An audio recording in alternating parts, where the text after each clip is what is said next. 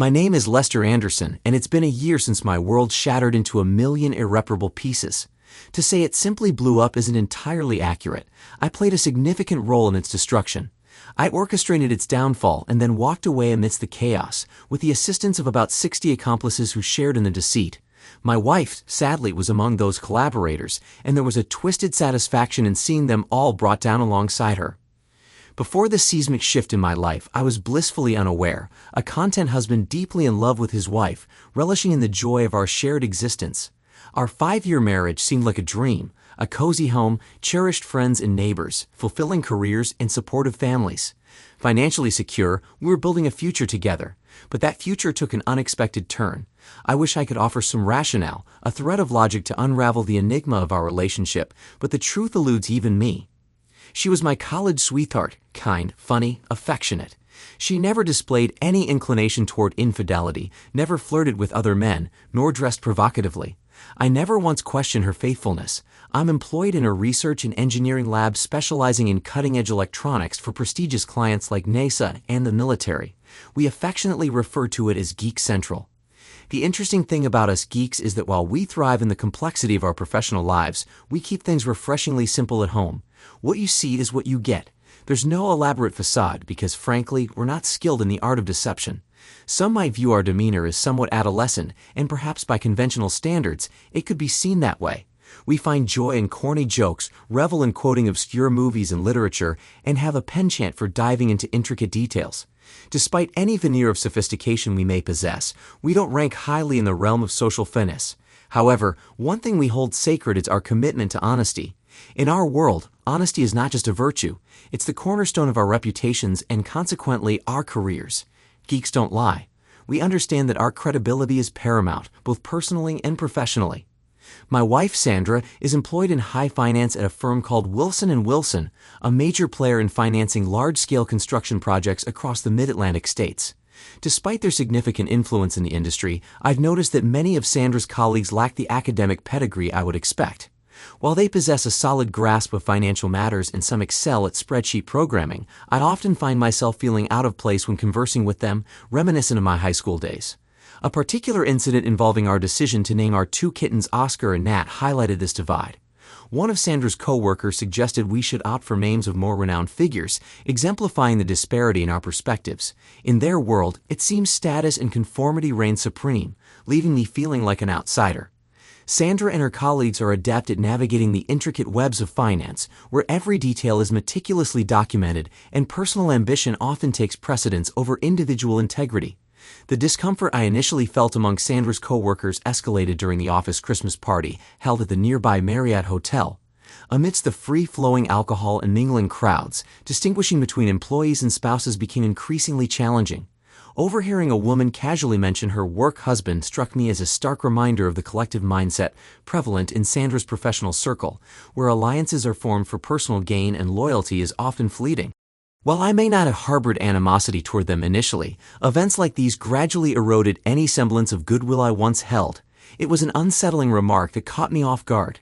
My initial instinct was to whirl around and identify the speaker, but a sudden urge to remain inconspicuous seized me. Stop, listen, don't react. Blend into the background, a voice in my head urged. We'll all have the next week off, but I suppose we'll manage without crossing the street. One of the women quipped, prompting laughter from both. You could always conjure up a minor account emergency, another chimed in, eliciting even heartier laughter. What did they mean by crossing the street? Were they insinuating they'd need to return to work during the Christmas party festivities? The cryptic conversation troubled me, stirring a sense of unease. Despite my discomfort, I reassured myself. I made the right choice in marrying Sandra. Whatever they're implying, it can't be good. With that, I pushed the unsettling thoughts aside and rejoined the revelry. For the next 3 weeks, the incident slipped from my mind. However, on a Friday evening, as I ascended the carpeted stairs from our basement, I overheard Sandra's voice from upstairs. All right, I'll take care of it.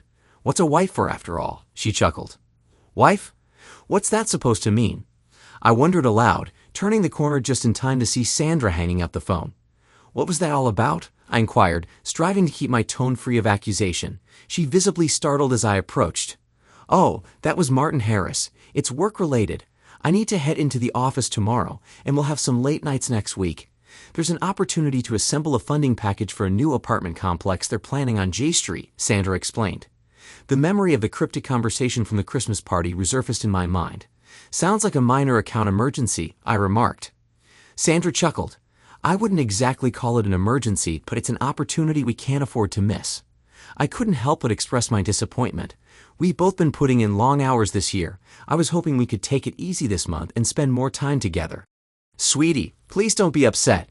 These opportunities don't come around often. You have to seize them while you can, or they slip away, Sandra reassured me. I promise I'll make it up to you. Her mention of wife caught me off guard. What's with the wife talk? I thought you were my only wife. How many husbands do you have? I quipped, trying to inject a bit of humor into the conversation. A flicker of surprise flashed across Sandra's face as she realized I had overheard her. Attempting to mask it with a smile, she reassured me, just you silly. It's something we say at the office. We joke about seeing more of our work partners than our actual partners at home. It's just a little office humor. Everyone says it. Despite her attempt at reassurance, her trembling hands betrayed her underlying unease. I'll just go in for a few hours tomorrow to kickstart things, and then we'll have the rest of the weekend together, she promised, her smile strained. The remainder of Friday night passed quietly, and Sandra left for the office on Saturday morning as if it were any other workday, albeit dressed casually. However, our promised weekend together didn't commence until after 7 p.m. Saturday night. Now, don't misunderstand me. I appreciate hard work and the importance of meeting deadlines. However, what troubled me was the sense of secrecy permeating our marriage. I couldn't shake the feeling that there was far more secrecy in our relationship than I had ever suspected. As I waited for Sandra to return home on that Saturday, my thoughts revolved around this newfound realization. Despite regularly sharing stories from my work and recounting anecdotes I'd heard, I suddenly became acutely aware that Sandra never divulged anything about her own job. It dawned on me that she had erected a substantial barrier between her work life and her home life, a divide I had never truly comprehended before. When my wife finally arrived home on Saturday night, she headed straight for the shower while I got started on grilling some steaks. Despite my attempts to focus on cooking, my mind remained fixated on that unsettling wife remark. Even if it was meant innocently, it rubbed me the wrong way, leaving me feeling irked. Two phrases from the Christmas party continued to replay in my mind like a broken record. One was work husband, and the other was crossing the street. I couldn't shake the nagging question of whether these phrases held literal or figurative meaning. Considering Sandra's office location, I couldn't help but ponder the possibilities. Across the street were two prominent buildings, the first, a sizable medical practice, and the other, the Marriott Hotel. It dawned on me that many individuals at the Christmas party seemed intimately familiar with the layout of the hotel, sparking a flurry of unsettling thoughts. While I tried to rationalize their frequent visits as business-related lunches or client accommodations, my sour mood led my imagination down darker paths. That week, feeling an overwhelming need for a break from the lab, I made a conscious decision to have my lunch in the solitude of my car. As fate would have it, my parking spot happened to be conveniently located just a block away from my wife's workplace, affording me a clear view of the street stretching between her office and the Marriott. What unfolded before me left a bitter taste in my mouth. Around 11:45 on Monday morning, just before the lunch hour, I observed several couples strolling across the street and disappearing into the Marriott. By 12:30, the same couples leisurely made their way back to their respective offices. Not a single group of 3 or 4, just pairs. While I didn't catch sight of my wife among them, my unease only intensified.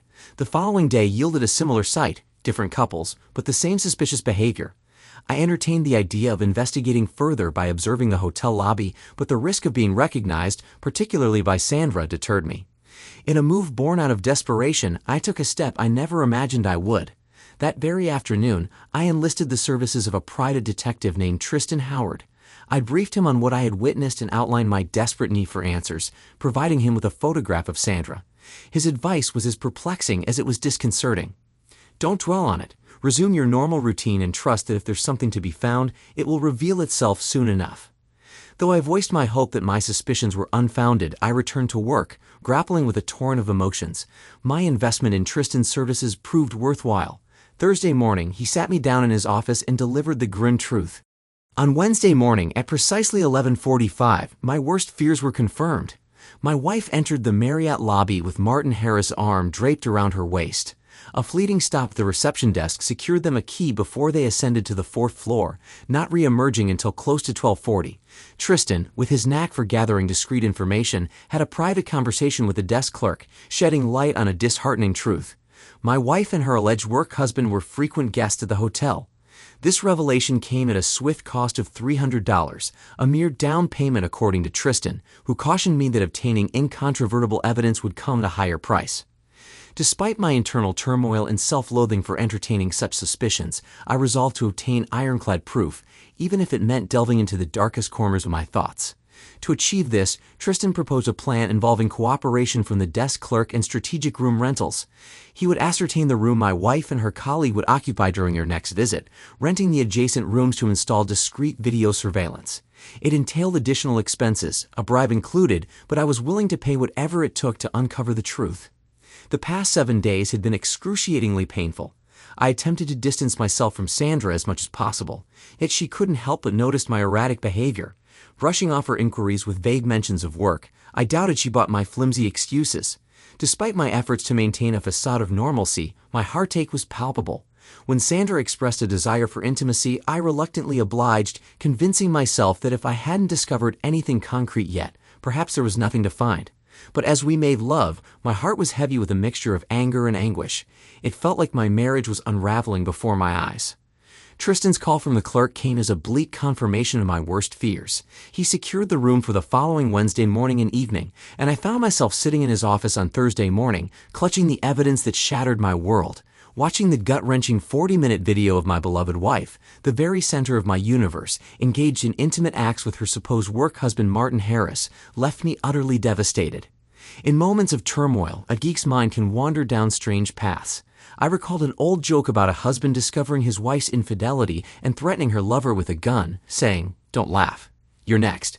But I vowed to maintain a sense of order amidst the chaos. They would face the consequences of their betrayal, and I would find the strength to walk away. Before confronting the situation head-on, I knew I needed some time away. Being under the same roof as Sandra felt suffocating, unbearable, so I arranged to take the rest of the week off, citing a need to be down at Wallops for the weekend if anyone asked. With that sorted, I hastily packed a bag, left a note behind, and embarked on a journey westward. Thankfully, I had a childhood friend, Lucas, residing about an hour past Baltimore, who graciously offered to host me for the weekend. I breathed a sigh of relief, knowing I wouldn't risk encountering Sandra while at home. In my current state, I couldn't fathom feigning normalcy. It was all I could do to keep my emotions in check, to gather my thoughts, and devise a plan. Ironically, leaving that note was the first instance I ever lied to my wife, and it weighed heavily on my conscience. But in that moment, escape was imperative, and I wasn't ready to reveal my hand just yet. As I drove westward, I found myself grappling with profound questions about the woman I thought I knew so well. Had she mastered the art of compartmentalization to the extent that she could justify having 2 husbands? One thing became abundantly clear. My wife had mistaken trust for naivety. I had never been knave, and deceiving a husband who placed unwavering trust in her was hardly a feat. The days of blind trust were over. My marriage lay in ruins, awaiting its inevitable funeral. Childhood friends possess an uncanny ability to see through facades. They know you inside out, your past, your present, and your innermost thoughts. There's no hiding from them. Within minutes of my arrival at Lucas's place, he read the turmoil etched on my face. Sharing the devastating news, his reaction mirrored my unseething anger. But it was his wife, Tiffany, who urged us to temper our rage and approach the situation with clarity. She didn't defend Sandra. Rather, she implored me to reflect on my desires and avoid acting impulsively. A true understanding of the social dynamics at play often requires a woman's perspective. While my fury was directed at my wife and her alleged work husband, Tiffany's focus expanded to include the broader context of the workplace. In her eyes, it was the women who held the power over sexual dynamics, either actively participating or turning a blind eye. She quipped, "Men are pigs, and it's up to women to civilize them," sharing a knowing smile with her husband, who reluctantly concurred. I want to bring them all down. I'm divorcing my wife, that deceitful, unfaithful woman. She's betrayed me, and it's clear this isn't her first offense. I want to inflict pain on every single one of them. I want to make Mr. Martin Harris regret ever being born with a shred of decency, and I want every adulterer in that office to rue the day they chose to betray their vows. Tiffany attempted to inject some rationality into my seething anger. Be absolutely certain you're prepared for the consequences. There might be factors at play that you're unaware of. Perhaps she'll be consumed by remorse and never repeat her actions. You love this woman enough to marry her. Do you truly want to throw it all away now? Think it through. Reluctantly, I produced the damning evidence, and together we watched the footage. Martin Harris, a mere pencil pusher, his domain was the realm of finances. While I dedicated myself to evening runs, he indulged in extravagant dining experiences. Martin Harris was anything but formidable. For 40 agonizing minutes, we bore witness to my wife surrendering herself to her supposed work husband. It was a soul-crushing experience. She wore a smile, even shared laughter, while I felt as though my world was crumbling around me. As the video concluded, a heavy silence settled over the room. I turned to Tiffany, seeking guidance. How long should I ponder this? I asked, desperate for clarity. She simply shook her head, enveloped me in a comforting embrace, and silently began preparing dinner. Lucas had pursued a career in law, an irony not lost on me, yet he remained a loyal friend, and for that, I forgave him. His wife, a high school science teacher, possessed a surprisingly analytical mind. Over the course of the weekend, we engaged in countless discussions, and with their invaluable assistance, I began formulating a plan. Calling Tristan, I outlined my intentions. It would come at a cost, but with patience, it was feasible. We devised a strategy to divide my wife's office into two groups, management and those closely affiliated with Sandra, approximately 10 individuals, along with their respective work spouses.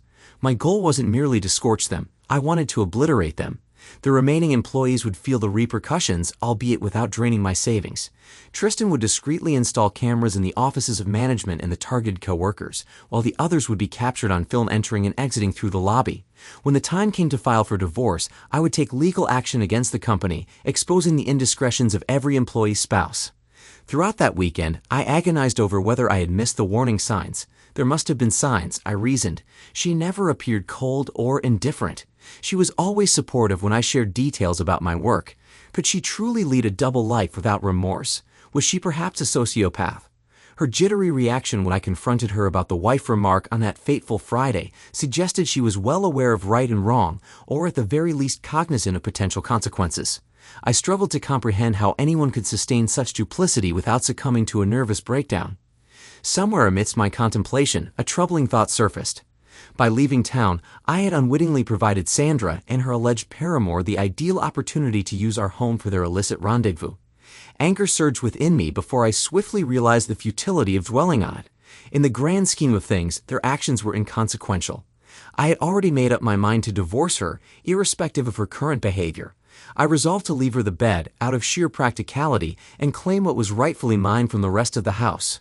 Steadier than ever, I braced myself for the forthcoming deception as I embarked on the drive home Sunday night.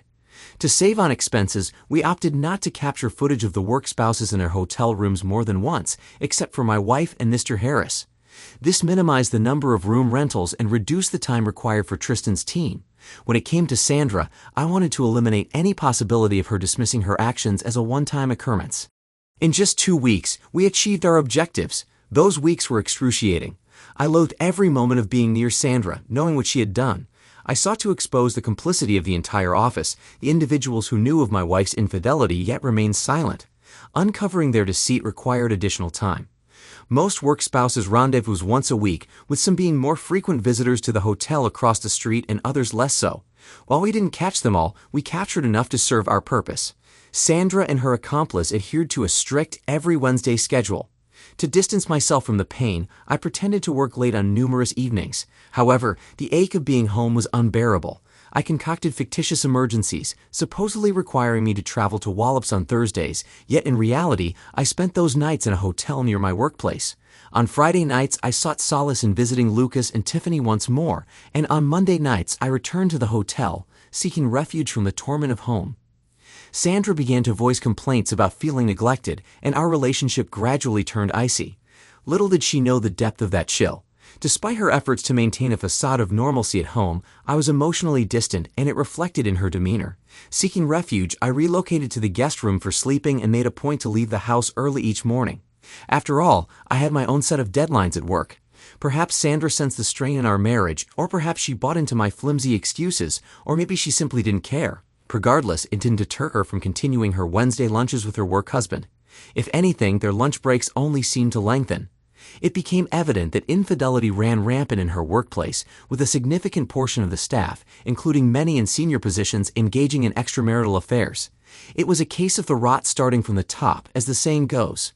Months later, upon reflection, I realized a glaring absence in the 3 videos I had viewed.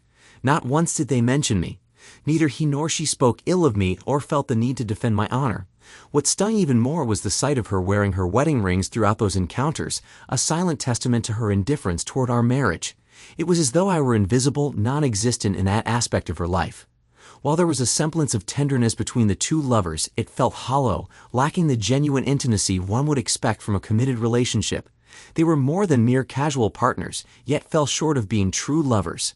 The moment I witnessed my wife and her work husband saunter through the lobby, his arm possessively around her waist, heading toward their rendezvous, I knew the marriage was beyond salvaging. Watching them engage in their tryst confirmed there would be no room for discussions, excuses, or worn-out cliches. I was resolved to obliterate not just our marriage, but also her entire workplace. I had no interest in hearing her apologies or witnessing her tears, and the mere notion of it being solely about sex was abhorrent. 4 encounters would shatter any delusions of her fidelity. My lawyer meticulously drafted the legal documents, while Tristan handled the rest.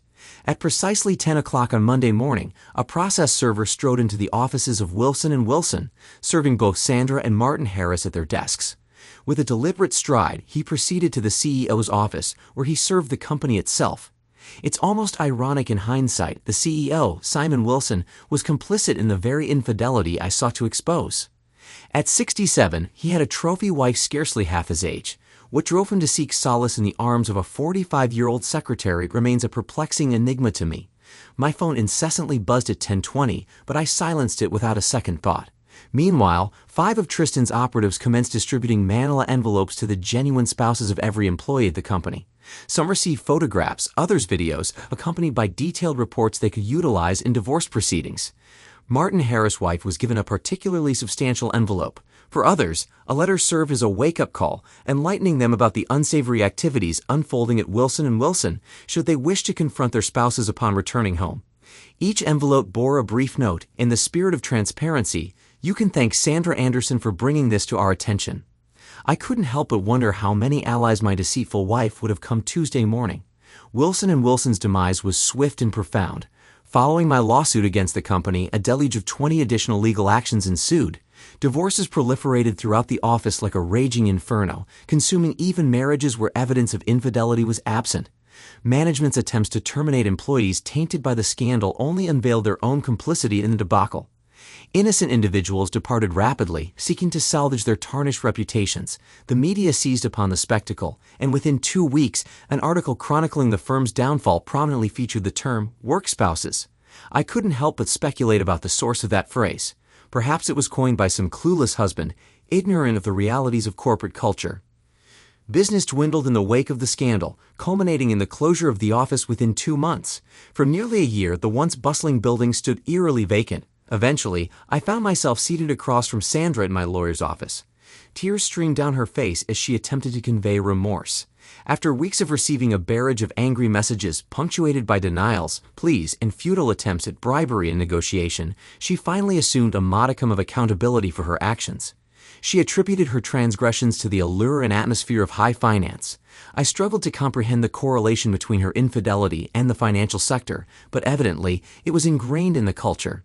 However, her apology was short-lived. In a baffling turn of events, she attempted to shift blame onto me, asserting that my failure to communicate my concerns contributed to the situation. Ridiculous. You shouldn't need to remind your spouse to abstain from engaging in extramarital affairs, let alone cultivating a so-called work husband in the first place.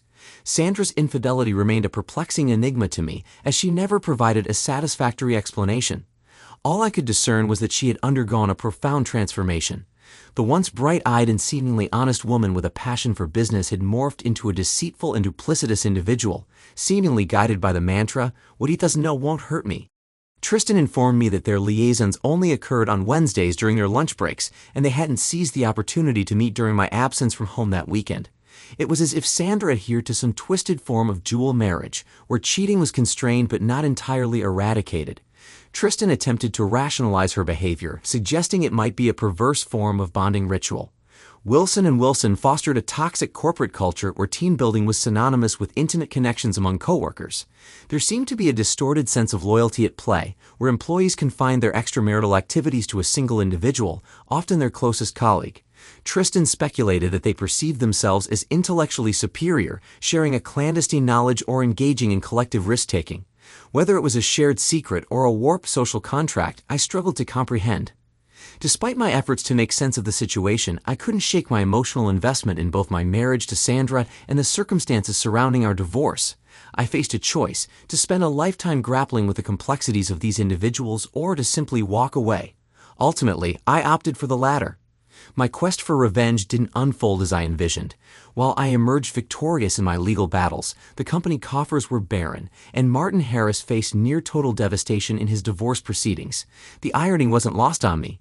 My own actions had precipitated the financial downfall of both the company and Harris, rendering them incapable of satisfying the legal judgments against them. My wife, stripped of her job, sought alimony upon our divorce, but my lawyers successfully argued that her unemployment was a direct consequence of her infidelity, and she was denied any financial support. Even the betrayed spouses, though wounded by their partner's betrayal, harbored resentment toward me for exposing the unpleasant truth, placing me squarely in their line of blame. It was an unforeseen consequence in a vast city where I could exist without their affection. However, one individual's reaction caught me off guard. Emma Harris approached me one evening at a bar, radiating an undeniable allure that captivated my attention. She introduced herself and took a seat beside me, her intentions palpable. "I'm divorcing my husband, but I want more than just revenge," she declared. "I want to confess to him that I slept with his mistress's husband. Will you assist me in this endeavor, Mr. Anderson? What do you say, Lester? Will you defile me and aid in humiliating the man who betrayed your wife?" After some contemplation, I acquiesced. As it turned out, it was a decision I didn't regret. Sandra's family initially directed their anger toward me, but I decided to confront the issue head-on by showing them the incriminating video. Witnessing her betrayal firsthand, they were overcome with emotion, offering apologies and shedding tears. Ultimately, they absolved me of blame for the divorce, although they attempted to persuade me to grant Sandra a second chance. However, forgiveness eluded me. I couldn't recall Sandra ever asking for it, and my heart remained hardened for over a year. Reflecting on the events during my divorce, I couldn't help but feel a sense of irony. Despite my expertise in high-tech electronics, it was rudimentary methods, a parked car, a bribe to the desk clerk, and off-the-shelf miniature cameras that exposed Sandra's infidelity. It was a stark reminder that even the most advanced technology couldn't prevent betrayal in matters of the heart. Reflecting on how effortlessly I stumbled upon their deceit, I couldn't shake the thought of how easily they could have concealed their affair. It dawned on me after overhearing a couple of conversations. From that point on, their indiscretions were glaringly obvious. Couples nonchalantly crossing the street displayed a brazenness that bordered on arrogance. It begged the question, did anyone care about appearances anymore? It seemed almost inconceivable that they had managed to evade detection for so long. It made me question whether the world I inhabited bore any resemblance to the reality around me. Were such affairs commonplace? In the realm where I worked, those who boasted of their romantic conquests were usually solitary figures, their only companion being their own hand. Once again, I found myself relegated to the sidelines, observing the antics of the cool kids from afar. Occasionally, I catch glimpses of Sandra in passing, whether on the streets or in stores. We never exchange words, and I remain oblivious to her current endeavors. When our eyes meet, I see a flicker of sorrow in hers, but I can't bear to hold her gaze for long. The mere sight of her still tugs at my heartstrings, a reminder of the life I once knew that now lies in ruins. I turn a corner, embarking on a journey of starting anew. Like a detonator igniting an explosion, I set events in motion that tore apart not only our relationship, but also my own sense of self. I'm still piecing together what remains of me, still wrestling with the question of who I want to become. Perhaps in time, I'll find the answer. Thanks to everyone who took the time to listen to today's stories. If you enjoyed it, please consider liking and subscribing if you haven't already. Feel free to share your thoughts on the events in the comments below. Take care.